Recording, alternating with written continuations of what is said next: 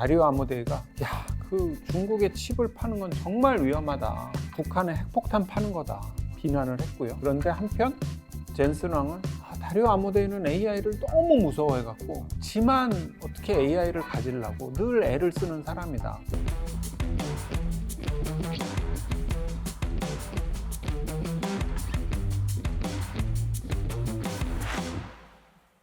제가 보면 이 테크 CEO들은 너무 천재라서 사람들이 이해 못하는 특별한 장면들이 이렇게 밈으로 나오는 것 같아요. 2026년 2월이죠. 되게 최근인데요. 인도의 AI 정상회담이 있었어요.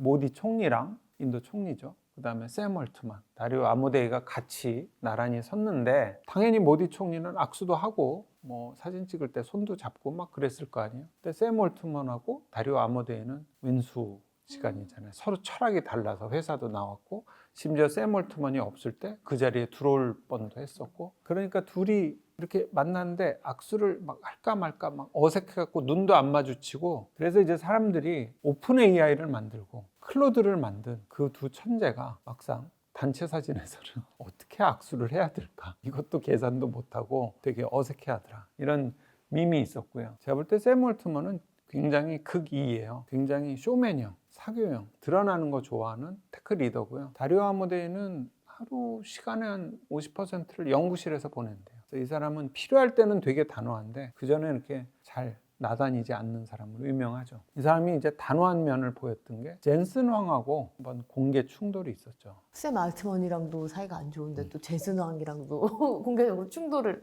굉장히 원칙주의자다 보니까 자기 생각이랑 다르면 상관없는 거죠. 이런 일이 있었어요. 미국에서 젠슨 왕의 칩을 중국에 파는 거를 허가했어요. 그랬더니 다리오 아모데이가 그 중국에 칩을 파는 건 정말 위험하다. 그러면서 뭐 나중에 비유하기로는 북한에 핵폭탄 파는 거다. 이 정도로 비난을 했고요. 그런데 한편 젠슨 왕은 다리오 아모데이는 AI를 너무 무서워해갖고 지만 어떻게 AI를 가지려고 늘 애를 쓰는 사람이다. 그러면서 이제 격하했죠. 다리오 아모데이가 그냥 테크 리더 샘 올트먼이나 뭐 젠슨 왕 정도하고만 충돌이 있는 게 아니고요. 정말 배짱이 대단한 게 국방부하고도 이렇게 충돌을 해요. 국방부하고 클로드가 계약을 했었어요. 클로드를 쓰는데 그 계약서 조항에 이런 게 있었어요. 민간 감시나 그 다음에 완전 자율 무기 이런 거에선 클로드를 못 쓴다. 다리오 아모데이는 AI를 그냥 완전히 맹신하면, 예를 들면 전쟁 같은 데서 사람이 판단 안 하고 완전 자율 무기로 클로드가 그냥 자기가 공격하면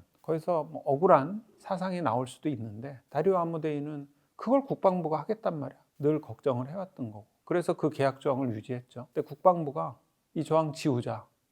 2026년 올 초의 일이거든요. 2월. 지금 미국의 국방부가 뭐 어떤 상황이에요? 말 한마디 뱉으면 그거를 거절할 수 있는 테크 CEO가 쉽지 않을 것 같은데, 이 다리오 아모데이는 거절했어요. 나는 이 계약 조항은 유지해야겠다. 국방부가 결국은 양보를 했죠. 이 사람이 되게 원칙주의자인 게 뭐 아마존, 구글 이런 데서 투자를 받아도 지분을 주잖아요. 그래도 절대로 경영진에는 자리를 안 줘요. 경영진에 들어오면 이제 아마존이나 구글이나 하고 싶은 얘기를 막 할 거 아니에요. 그런데 그거는 못 들어오게 했어요. 지분은 주고 투자는 받되 의사결정은 엔트로피게 할 거야. 왜냐하면 물이 섞여가지고 의사결정이 흔들리고 자기들의 원칙이 흔들리는 걸 엄청 경계하는 거죠. 쉽지 않은데요. 이건 정말 내 기술에 대한, 그리고 내 회사에 대한 자부심이 있지 않고서는. 배짱이 대단한 거죠. 막 몇 억 불씩 투자 받으면서도 그 내부적으로 신탁기구를 둬가지고 거기서 관리하고 절대로 의사결정은 들어오지 마라.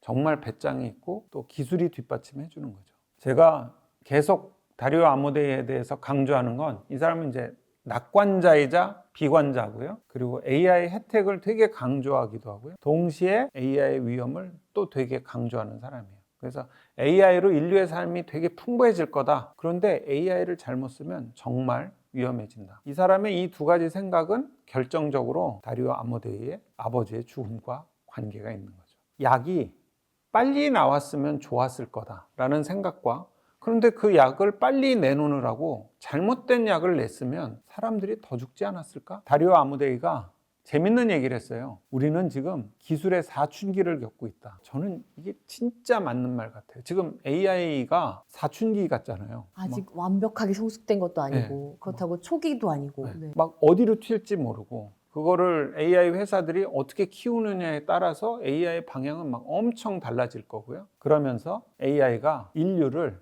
시험할 것이다. 이런 얘기를 합니다. 되게 막 힘이 센, 그런데 아직 성숙하지 못한 10대처럼 힘은 센데 미숙한 사춘기를 겪고 있다. 이런 표현을 했죠. 결국 그럼 이 아모데이를 어떻게 한마디로 정의할 수 있을까요? 페달과 브레이크를 같이 설계하는 사람이죠. 이 다리오 아모데이의 예를 봐도 그렇고요.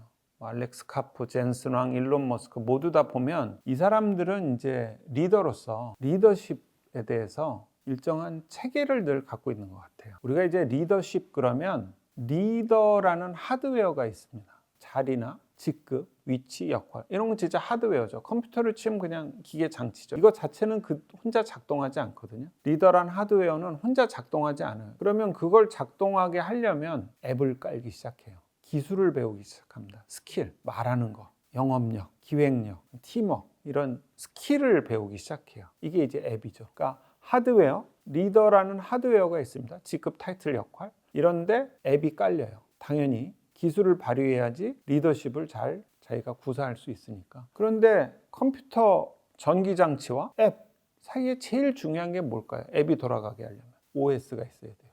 윈도우나 안드로이드가 깔려야 되는 거죠. 그게 저는 태도라고 봐요. 그러니까 기술, 스킬이 아무리 뛰어나고 아무리 높은 자리에 있어도 결국은 OS, 윈도우처럼 소프트웨어를 잘 운영할 수 있는 판이 깔리지 않으면 리더는 리더십을 발휘할 수 없거든요. 그 앱은 되게 리더들이 쉽게 깔아요. 기술은.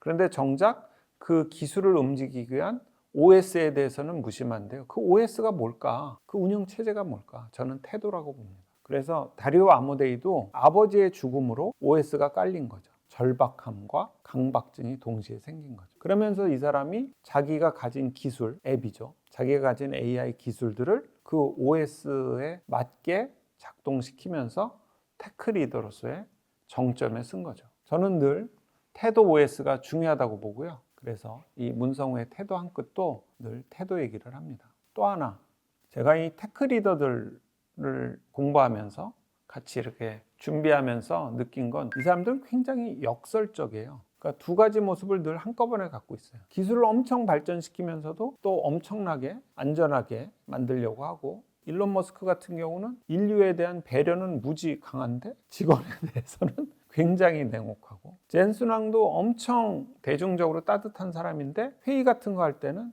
정말 직원을 굉장히 심하게 몰아붙이면서 그 자리에서 직원을 한대요. 그래서 이 시대에 저는 역설적 리더십이 꽤 테크 리더들에게는 작동되는 것 같습니다. 하나 씨, 해외 바이어가 보낸 첨부 파일 10개 분석해서 오늘 안에 정중하게 답장 보내고 퇴근해요.